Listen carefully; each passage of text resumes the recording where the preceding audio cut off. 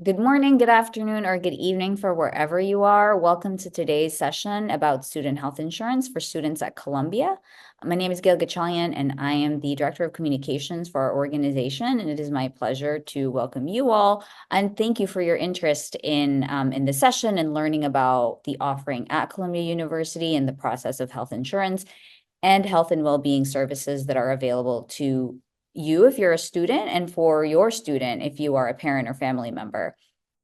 Please use the Q&A feature to make sure that your questions are addressed.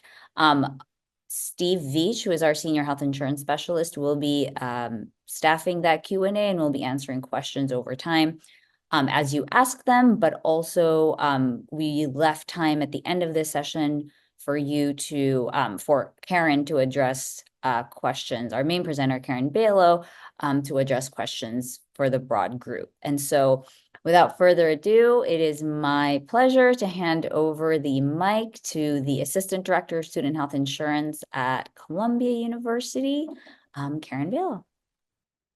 Thank you, Gail, and welcome, and thank everyone for joining us this morning. Thank you for taking the time to learn about the exciting world of insurance. I have Steve Veach with me today. He's actually going to be assisting in the presentation as well as the Q&A. And we are very excited to have you here with us. We've got new students, we've got families, we've got people from all over the globe. So thank you for waking up early or staying up late or whatever you had to do to invest your time in this important yet sometimes confusing and frustrating thing called insurance. In general, the basics, we're going to go over the basics and how students can begin to navigate the wellness, both on and off campus. And we have a lot of different slides. We apologize if some of them are more directed at your students than they are to you. Our intent there is to hopefully guide students throughout the course of their time here in the usage of the wellness components on the campus as well as in the insurance. So once everyone leaves here, they will have a new tool in the toolbox that they can take on with them and not be as frustrated as they are now with the understanding of insurance. So with that, we're going to dive in. First, the wellness of our students, we want to let you know, is so important to us at Columbia University. We have more than 70 resources available to students on campus beyond just the medical insurance, beyond just medical services. There are opportunities to address sleep issues, tobacco cessation, managing your stress, if you've got eating issues, sexual orientation and diversity questions, or you want to talk to someone. There's even an offering of puppy therapy at exam time. So if that's your thing when you're stressed out, Alice does a fabulous job of promoting that. All these services fall under Columbia Health. They're unique to one another, but when you use them together, they really assist you in maintaining your overall wellness in all aspects of life during your time here at Columbia. And hopefully you'll gain tools and knowledge that can take your wellness outside of Columbia as well. So today, we're going to focus mainly on the integration of medical services and student insurance. They work together, yet they are separate under the umbrella of Columbia Health. So the Student Insurance Office, first and foremost, we want to let you know, we're here to help. We are not employed by Aetna. We are not biased with insurance. We are experts in the field, and we have a lot of knowledge. And what we want to do is teach students how to understand, how to utilize, how to take advantage and make the most of their coverages. Obviously, we know the most about the Aetna Student Health Plan, but we're also open to meeting with students if they have questions about their own plans and assisting as best we can. We are here to not only answer questions about coverage, but helping students obtain referrals that are required with the plan. If there's a question about a claim that you think if you're overbilled or it wasn't processed properly, we can help rerun that. We are even here for simple questions like, I have no idea how to get my ID card because I've never had to do that before.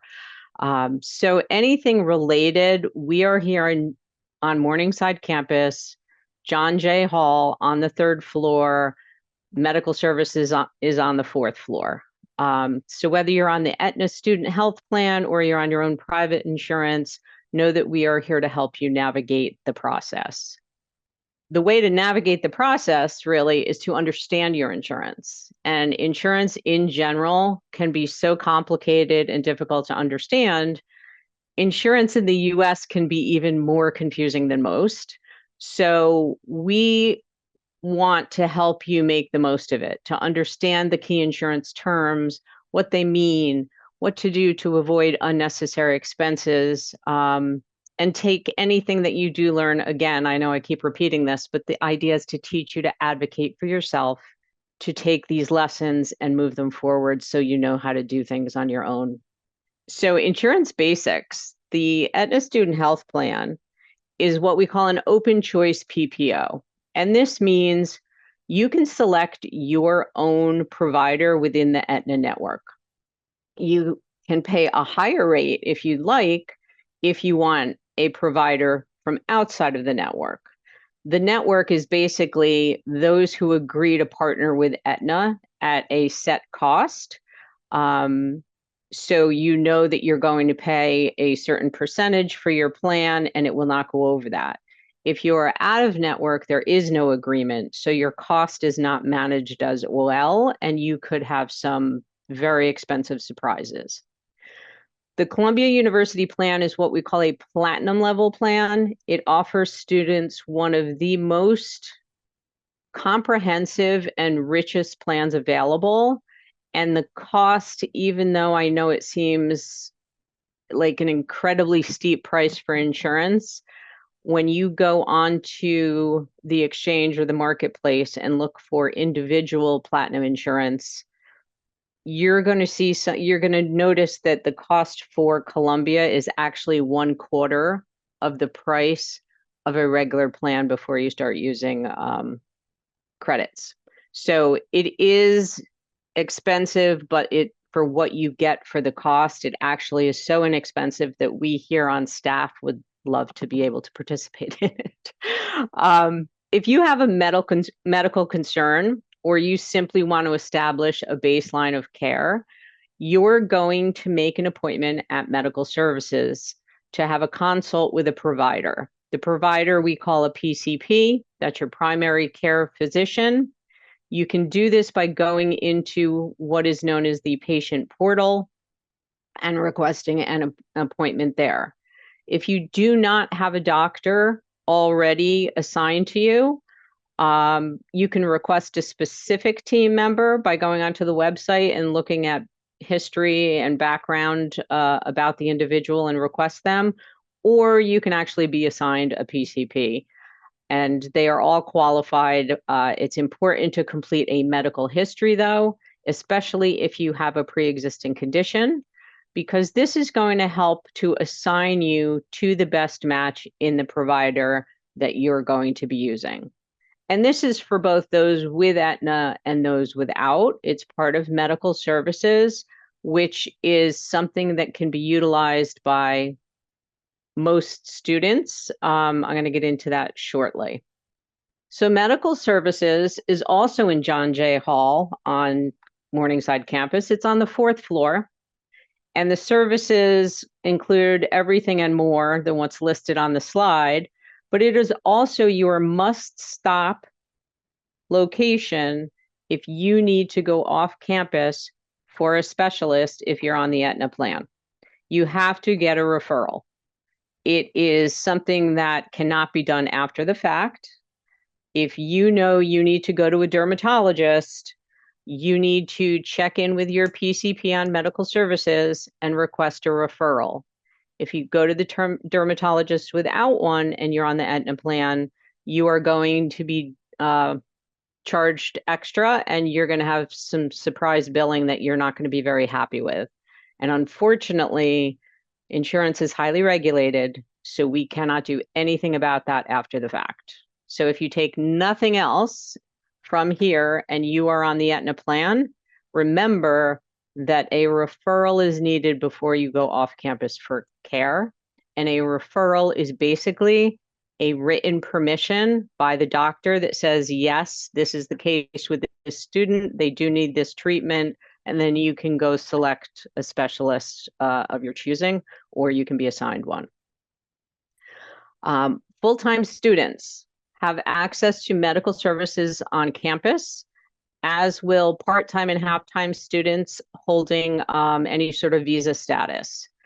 Those with neither of these things, but anyone who is registered as a student, if you're part-time, half-time, and you decide you want full services from medical services and counseling and psychological services, you can actually upgrade to a health and related service fee that provides you with full coverage if you choose to do that. Medical services is the first stop for students when something doesn't seem right. There's no out-of-pocket cost with your PCP, whether you're on the insurance or not. Telehealth is available. There's assistance 24/7. So if at midnight you wake up and you feel like something is really wrong, but you're not sure, should I go to urgent care? Should I go to emergency? Should I take some kind of medication? You can call medical services for assistance and someone will get back to you in a timely fashion to direct you based upon your symptoms. On campus, there's also emergency medical services. This is access for true emergencies. It's an ambulance service that's at no cost to the students if you're on campus. So Columbia University student health insurance, we went over the fact, I mentioned it was a choice PPO plan. You could select your own providers. It begins August 15th. Steve is going to get into the open enrollment process, as well as the particulars of when you can enroll, when you should enroll, and when it is active. You must have that referral before you seek care off campus. And that referral, I apologize, is a permission slip to ensure you're directed to the proper specialist, often someone that your PC knows. That permission slip or referral is a way to make sure you're not self-diagnosing.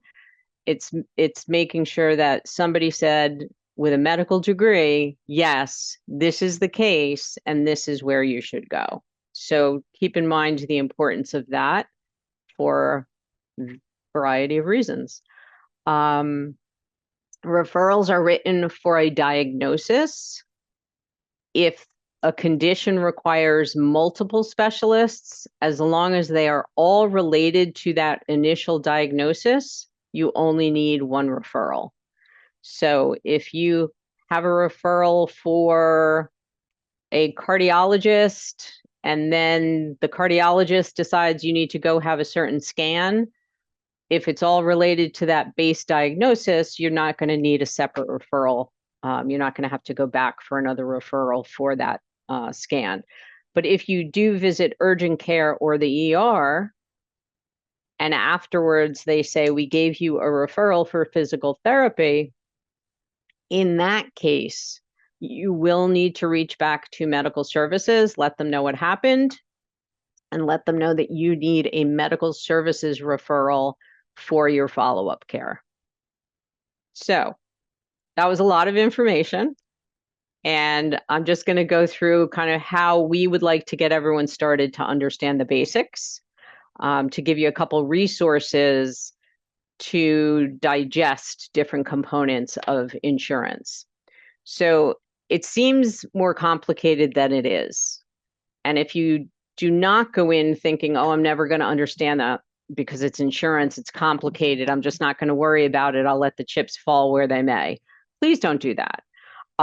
We are here to make it understandable and simple, as simple as we can. We offer 20-minute workshops. They're monthly. They're usually around the third Thursday of the month, but not definitively, but that's my ballpark of when they are. If you haven't heard of them, you will.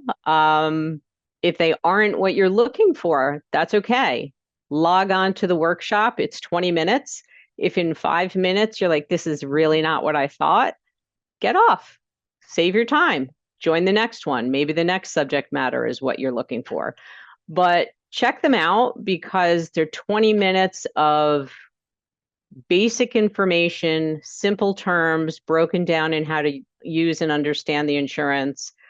And there's Q&A after if you have questions as well. We do monthly emails for anyone who's on the Aetna plan. That we can't branch out for, but the workshops are for anyone. But the monthly emails are based on a subject for the month, and they usually relate to the workshop of the month. So it's just additional information and how to and what to do on campus and around campus related to the plan.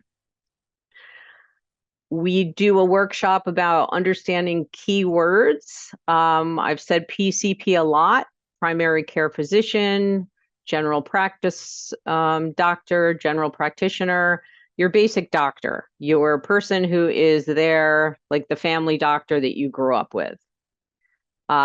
The Aetna plan does not have a deductible, but for those of you who do, if you have lab work, x-rays, things that are more comprehensive than your basic general care, most plans apply the cost of those things to your deductible until you meet it before the payments kick in.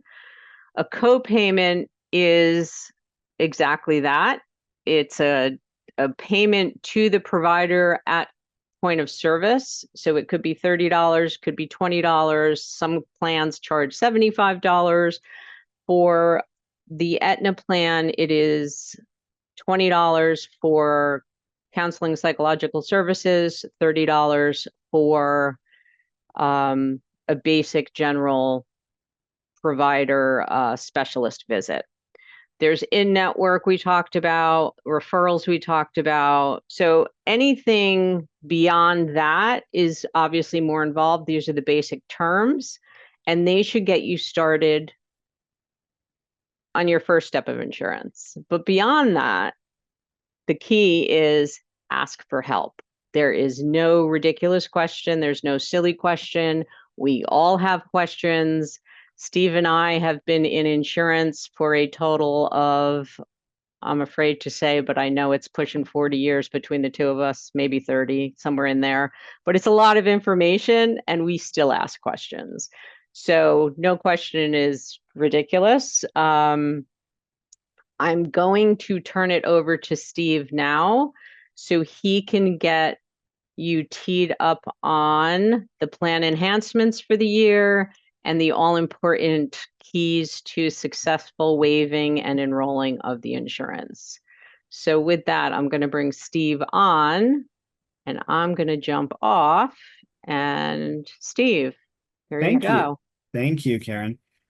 So every year we take a look at the plan and decide, we try to make it better. We're looking out for our students. We want them to have the best possible coverage. And so this year we're really excited. We have a few great enhancements. So, excuse me, the first one is we've added mail order pharmacy. We've never been able to offer this before.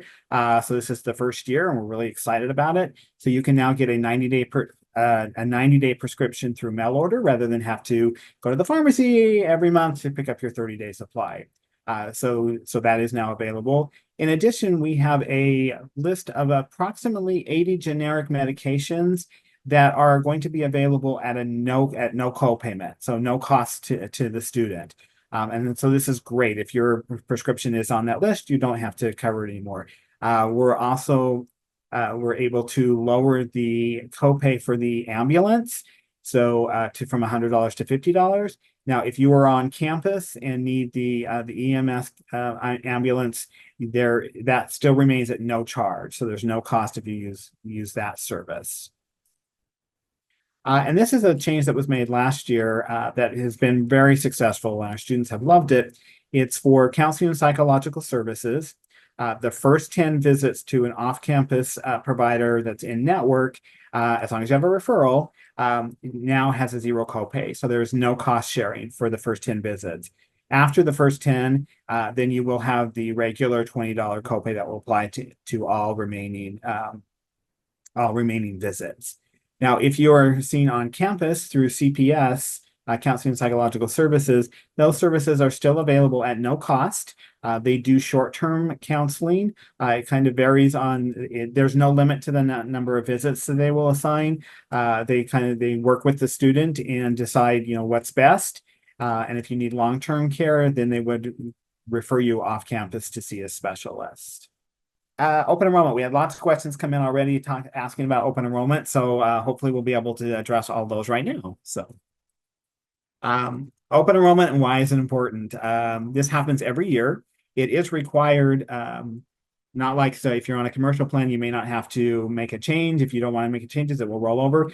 This plan is slightly different, is you do need to make a selection every year. Because we don't know what's happening. Your coverage may change. You may not get new coverage. You may lose coverage. So you are required to do this yearly. It does begin where it's currently started already, and it runs through September 30th. So this is the time to do it. It's very quick and easy. It only takes a couple of minutes, and we'll get some additional information here shortly. The plan does begin on August 15th. So regardless of when you actually enroll during the open enrollment period, your coverage will be retroactive to August 15th. So for example, if you forget to confirm your enrollment until say mid-September, coverage is going to be retro back to August 15th. But we highly recommend that you do it sooner rather than later so that we can make sure we get your coverage active and ready to go. As Karen has said already, insurance is highly regulated. If you have a change mid-policy year, you can file a qualifying life event petition to try to come on or off the plan. So for example, if you age out of your plan or if your coverage is ending, then that would be a qualifying life event. You can then petition to enroll on the plan. You would just need to provide us with a proof of termination letter, or if you're trying to get off the plan, a proof of coverage letter showing that you have new coverage. And you have 60 days from the date of the qualifying life event to make that, to submit the petition. So how do we do this? So it's very simple. And again, as I said earlier, it only takes a couple of minutes. So to enroll or waive, you do that through your patient portal. So as the student, you would log on the homepage. There is a couple of links, one to enroll and one to waive. So just click on that and that will take you to where you need to go. Again, the deadline is September 30th, but we really highly recommend you do it sooner rather than later. If you have time, do it today, get it out of the way, then you don't have to worry about it anymore. You do need to do something. I believe all of you are going to be full-time students, so you are required to either enroll in the plan or submit a waiver request. Please be prepared when you are submitting your waiver request that you do need to have your documentation available. We need at least the copy of the front and back of your insurance card. And if you don't make a selection by September 30th, then you will be automatically defaulted and enrolled on the plan. So again, if you take anything away from this today, please make sure you go in and make your selection either to enroll or to waive. So we get this question a lot of did I do it right? Am I in? Do I need to do anything else? And so there's a couple of ways you can know if it was successful. So immediately upon completion, you will get a pop-up that will say that we've received your request. And then approximately 1 week following your enrollment, you'll receive an email confirming that we received your request, or that and you'll also receive a welcome to the plan email once everything is set and up and running. You can also look on your patient portal in the exact place where you updated and submitted your enrollment request. It should now say compliant if you did it. If it doesn't say compliant, then it didn't go through. So once you've done all that, you do need to make sure you're registered for classes, enrolled or confirmed your insurance, and been billed tuition before the insurance will become active. Now, when we say billed, we don't care if you paid it. We're not concerned about that. That's Student Financial Services worries about that. All we care about is that you've been billed tuition, because that triggers the insurance to go onto your account. So again, the plan does start August 15th. And your insurance card should be available at that day or shortly after, as long as you've registered for classes and confirmed your enrollment and been billed tuition. And you can access your card through Aetna's website. The link is right there on the page at aetnastudenthealth.com. And you need to use your uni and your date of birth, and then your card will pop right up. If you want a real card, because of the Aetna has gone green, and so they don't mail cards out. However, if you do want an actual physical card, you can call them, their customer service, and they can provide you with a physical card. So waivers. So if you're not going to enroll in the plan, you're going to request a waiver. You can absolutely do that. You do it the same place as requesting enrollment. And here are some of the waiver requirements for this year. So we do require that your plan meets the university requirements.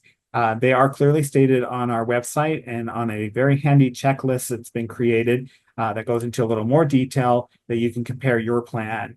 And if you're not sure if we had a question earlier that, do we accept Anthem plans? This is really what you want to do is all plans are different. There are no two plans that are created equally. So what you really want to do is if you have questions, check the checklist. And if that doesn't answer your question, then actually call your insurance company and ask them the questions. And they will be able to tell you, whether it does what it needs to do. As we said multiple times, insurance is highly regulated.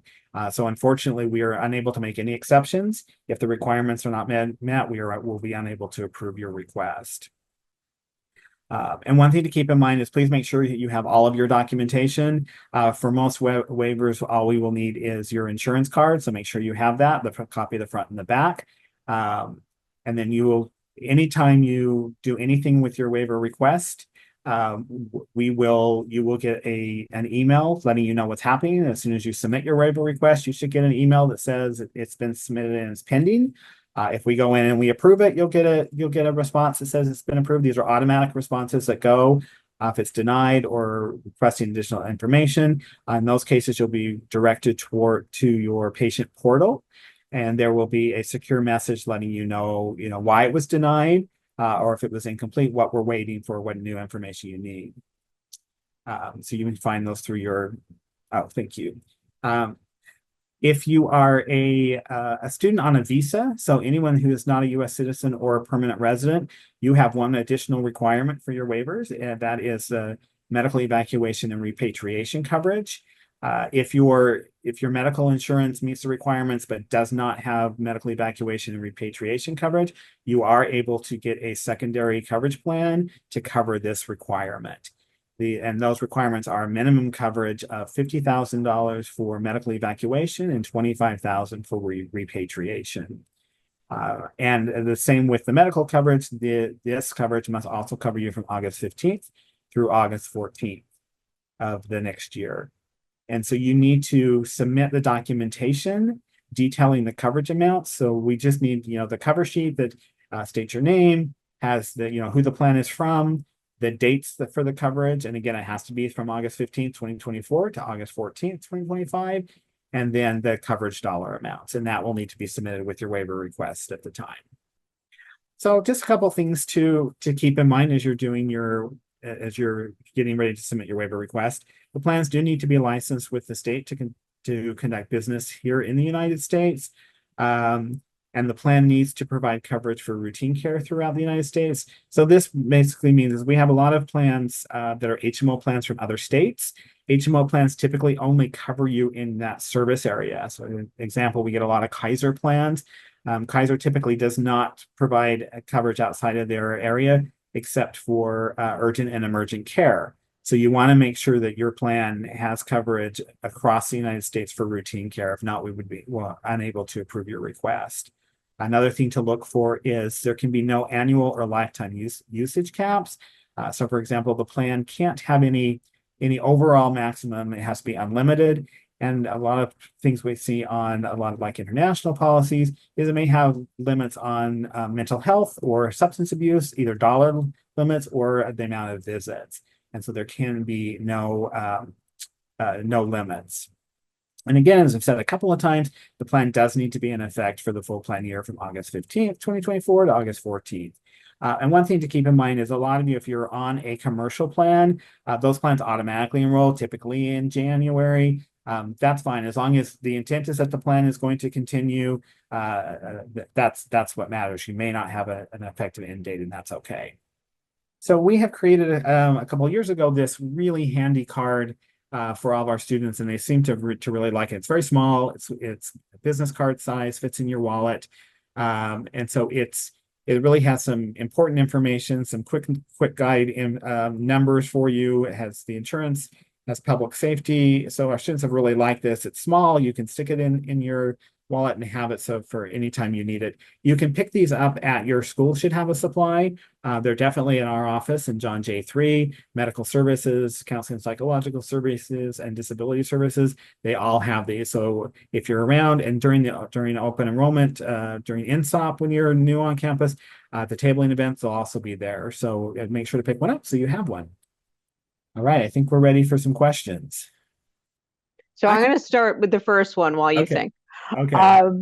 So the question is, can I use this insurance for a family doctor and do I need a referral? We get this question a lot. And if you are outside of 50 miles from campus, you don't need a referral. So obviously you can go see the doctor of your choosing.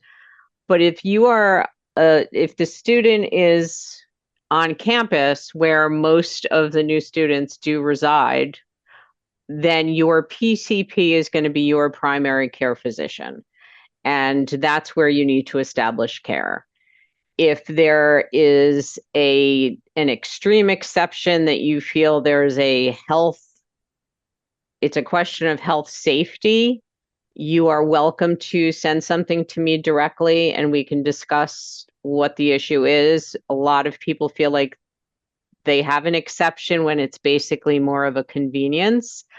And I don't mean that in an insulting way. It's just the policy states clearly that all care begins on medical services for a reason, and that is to give access to the students as quickly as possible when they need to seek care. So when we get into outside physicians, it makes it a bit more complicated. So I'm going to say that to give the long short answer, the primary care physician needs to come from medical services. And so that kind of answers a couple of other questions we have about referrals so yes, if you're seeing a dermatologist, anytime you're seeing a special off campus, you need to start with your on-campus provider to get a referral first. We also have a question about is a referral needed if only if I'm on the Columbia plan. You need to check with if you're waived the student insurance, you need to check with your insurance plan to find out what their rules are, because every plan works slightly different. So you may or may not need a referral. So you need to check with them. We have a question about the medical cost there is no limit. The Aetna Student Health Plan has overall unlimited cost. You can look on if you look on our website, you have the plan document there that lists all the coverage and the benefits that are available under the plan. There are no usage caps, though. There's no limitation. It's endless. So if you have, God forbid, an awful year and you have a lot of medical expenses, one of the beautiful parts of the plan is the out-of-pocket maximum if you're in network is $3,000. So you could have hundreds of $1,000s in medical bills, but because there's no usage caps for Aetna on this plan, your out-of-pocket maximum is $3,000 for an individual on the plan in network.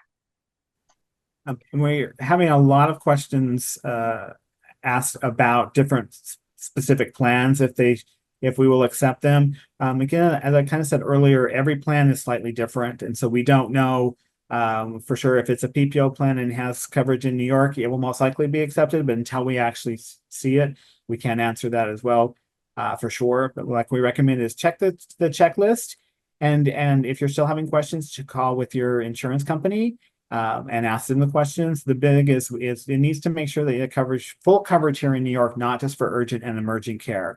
So if you're on an HMO plan and you only have access there, the plan would not be accepted here. Even if you may have access to telehealth and stuff, it still needs to be able to provide you full coverage in New York. So most HMOs from other states are not accepted. So next question is wondering if the Aetna plan covers outside of the United States, which is an excellent question. There is international coverage for the plan. The difference being in network, there is no network outside of the US. So you would have to pay up front wherever you had care provided. We always recommend get every receipt, every discharge paper, any kind of follow-up care, any documentation, as well as the receipt for payment, and you can submit a claim to Aetna. If you are international and you submit it from an international location, it can take up to 31 business days to process. Obviously, the more detailed, the better, makes it a faster process. But there is no network, so you're treated as an in-network care. So yes, there is international coverage. We have a question regarding financial aid. If your school covers you by financial aid, that's really between you and the financial aid office. You still need to make sure that you confirm enrollment in the plan. And then if your coverage is being covered by them, then they will take care of the cost. But yes, please still go online and confirm your enrollment. You can do that through your patient portal. Again, that's open now. So Aetna does cover medical evacuation and repatriation as far as airlift was the question. So if God forbid you're on vacation in the islands and something happens and you need to be airlifted to the closest emergency medical center, that would be covered. There are some certain details and parameters that need to be followed, but yes. Dental and vision is covered. Vision is not covered on the plan unless it's medically necessary. And dental is also, like, if you had impacted wisdom teeth, that could qualify. But there are separate dental and vision voluntary plans that are offered. So if you're looking for comprehensive care, what we recommend is that you join a webinar in September if you have questions about it. But Aetna does have a voluntary plan that's posted on the website. As far as dental, we do have a partnership or an affiliation with Columbia Dentistry, and that is a dental practice that is not Columbia, but they service a lot of the community where you you pay $25 for your consult, but then you can also get, or for your annual, and then 20% off for any kind of care. And check the chat. Gail has been great about putting links onto some of these things, so you can have direct links to the vision and other things that we've been talking about. Our next question is, we're being asked about the Columbia Health fee, and do they need to pay under that? There are two fees you will see on your account. One for the insurance if you enroll in the insurance plan, and then another for what's called the health and related service fee. That fee covers all the services on campus through Columbia Health. So when you're seeing at medical services or counseling and psychological services, there is no coverage for most of the services that are done there. So you don't need to worry about paying a copay or anything, only when you go off campus. Okay, next one is about immunization. I will say that is not my specialty. I don't know, Steve, if you're aware of the answer to that definitively. I don't want to, go ahead. You can submit either the form, I believe, and again, this is not our area of expertise, but I believe you can submit, if you don't want to fill out the Columbia form, if you have your immunization records that shows what they need, you can upload that and they'll review it. If they need additional information or documentation, they will let you know. They will contact you. Any reason I should not use private insurance when attending Columbia University? Honestly, it is a personal choice. Insurance is personal. Your needs are your needs. Your budget is your budget. I think the one key component for us is you need to meet the university requirements. Those requirements are reviewed annually, and a lot of thought and a lot of input goes into the requirements. And it's based upon student usage, needs, things we've had happen that have really dramatically affected people's experience while they're here. So if you have a medical plan that meets your needs and meets the requirements of the university, and you're happy with how it works for you or your family, that's awesome. There are some really great plans out there. There are also some plans, some people need more coverage than others. So we're a little biased, but when it gets to being brutally honest, it's your choice. And nobody judges that choice except you, because it's your need. So our next question is about the coverage. It is worldwide coverage. The insurance is through Aetna Student Health. So anytime they have providers all across the country. And if you are going outside the country, I believe we've talked about this already, you do have care through the plan as well. Sorry, getting tongue-tied. We're also asked about the premiums paid. It is not included in your tuition, but it is part of your fee. So it'll be a separate line that will be on your statement, which I believe drop next week. So yes. Beware. So beware, it's coming. It's coming. So again, if you're going to waive, this is a perfect time to submit your waiver early so that you can get that fee off of your account before the billing drops. So here's another good question. Do I need Columbia University insurance to utilize CPS, Counseling Psychological Services? You do not. What you need is the health and related service fee. And if you are a full-time student, you will have a full-time health and related service fee, which enables you to utilize both medical services and CPS for as much or as little as you need them, along with the other 70 plus programs and services. We have a question about dual degree students. The dual degree is if you're basically have a degree on the Morningside campus and on another campus. So if you're on the Morningside or Manhattanville campus, you enroll through us. If you have any other specific questions on that, contact us by email, because this is kind of can vary from student to student. We're also getting a question about how to enroll in the plan. When you go on and click on the link, it will take you to the clearance page. Right at the top, you're going to see a bunch of immunization information. Scroll all the way down to the bottom. Our links for the insurance are under the not required for clearance section. You should be able to see it there. If you still don't see it, please shoot us an email and we can take a look at your account. But it could be you just need to scroll all the way down. So if our cost of attendance is fully covered by the Columbia grant, would the grant be increased to cover health insurance? If so, will the grant automatically be increased, or should we ask financial aid office? Depending upon the school and the package, your cost of attendance should include anything related to insurance, which would be an estimated cost for insurance premium, as well as the health and related service fee. If it is not detailed on there, personally, I would go back to my program to reconfirm that it's included. And if it's not, they can best suggest where you should go if you need that adjusted. The next question we have is, why does Columbia dictate the level of coverage requirements? And this is really for years of experience with our students and their needs.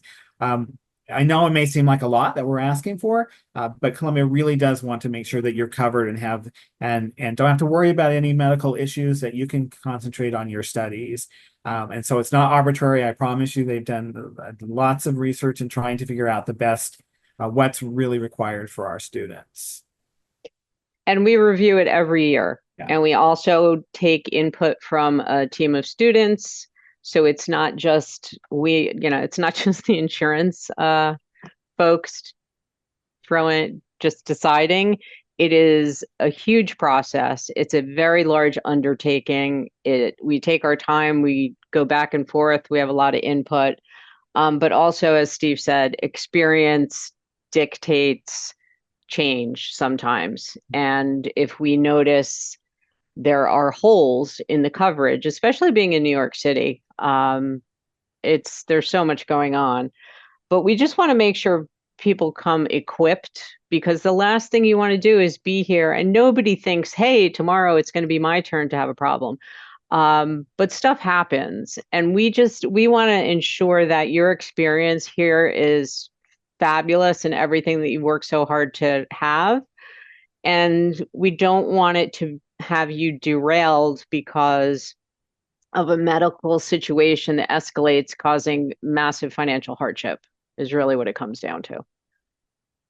We have a question about the medical evacuation and repatriation. Yes, if you are on the student insurance plan, those benefits are covered under that plan, so you don't need to worry about that. So is there a way to unenroll in the Columbia Health Plan now? So I'm not sure if that means I enrolled and now I don't want to.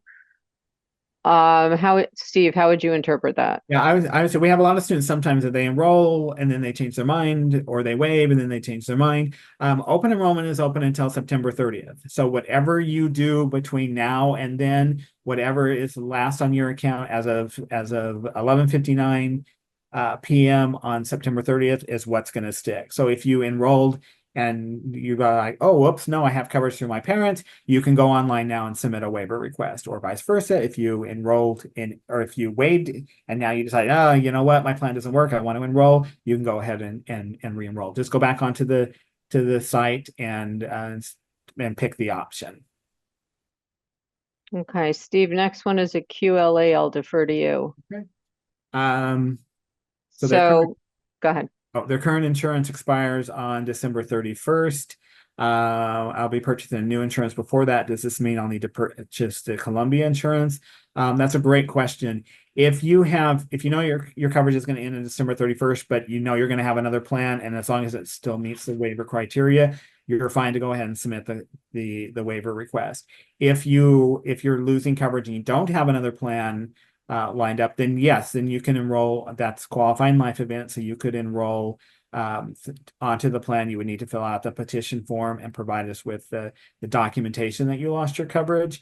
And again, you have 60 days from the date of the qualifying life event to complete this process. So this is a good question as far as clarifying between the health and related service fee and insurance coverage.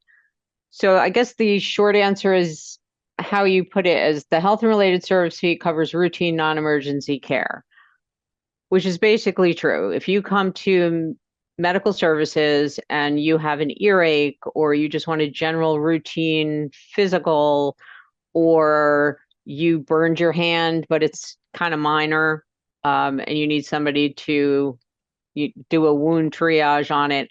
If you need to have labs ordered, that can all be done at medical services. If you need a specialist that goes beyond a primary care physician's scope of expertise, then they would refer you off campus, and that is where your routine care and specialty and hospitalization and the additional coverage would come into play. Health and related service fee on campus. Medical services does not bill for services, so you save on that co-payment aspect of your medical coverage. But when it is off campus, that's where you're going to really primarily use it. Then I'll let you answer this one. The next one is about Kaiser and virtual visits, and would that still be accepted? Okay. I'm sorry, I'm laughing because this is a very popular question this time of year. And in all honesty, Kaiser is a fantastic program. They have great benefits if you live in the Kaiser area. Once you come out to the East Coast, it's very limited. I think there's somewhere Washington, Virginia, or somewhere in that area. There's talk of Pennsylvania, but it's predominantly a West Coast plan. And when you're home, it's wonderful. When you are here, it does not meet the requirements because there is no routine care in the New York metropolitan area, which means I can go to the doctor, I can go to a specialist, and it doesn't have to be just accident or a specific sickness. It could be just a routine. I need my knee checked out by an ortho specialist. And those things do need to be considered when we're looking at care. And when you're talking about a virtual, that's great if I have a sinus infection and you can see everything that's inflamed. But when you get into something internal, that can't be done virtually, and we can't pick and choose. So the only thing I think that we've come across recently with Kaiser was a rider that was added to a Hawaii plan of Kaiser that allowed a buy up of a rider that offered routine care and some other odds and ends in the metropolitan area.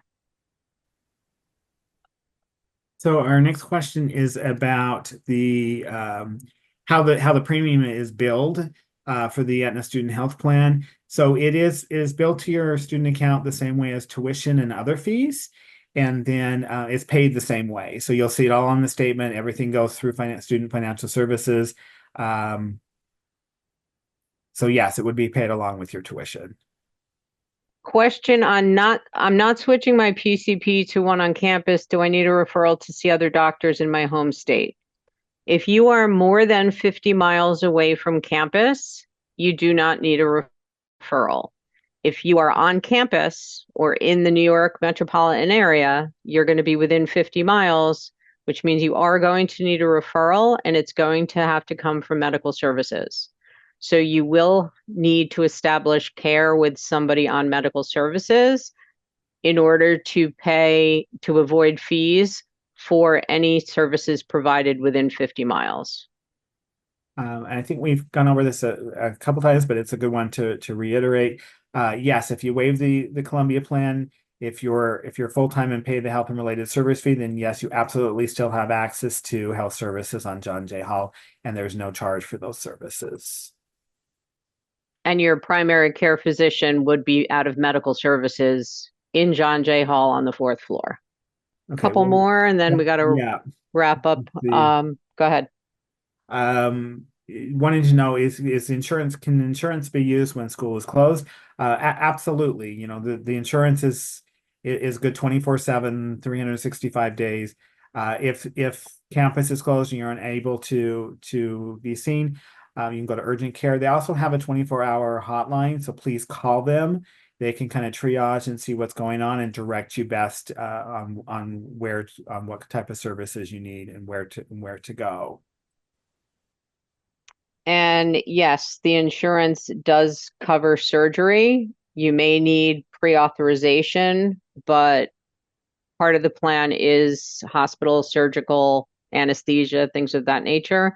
The plan is available online. If you go to the health insurance page and scroll down to the Columbia plan, and then there'll be a link that takes you to the coverage.